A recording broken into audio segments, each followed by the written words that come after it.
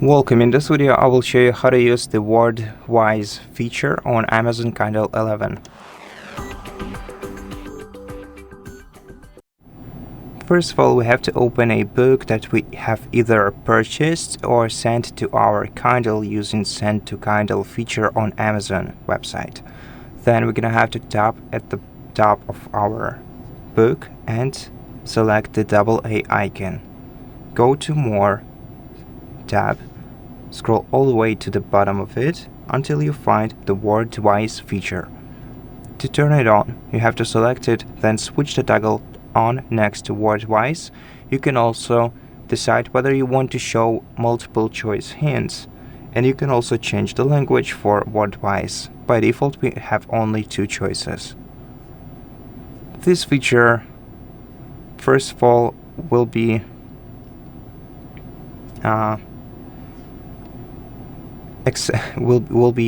increasing the size of spacing between lines, but it serves a purpose, because if some word in your book is unfamiliar to most readers, the WordWise feature, which as you can see is active by looking in the bottom right corner of your book, if it's unfamiliar, you will see the quick explanation of a word right above it, and you'll be able to check what this word actually means.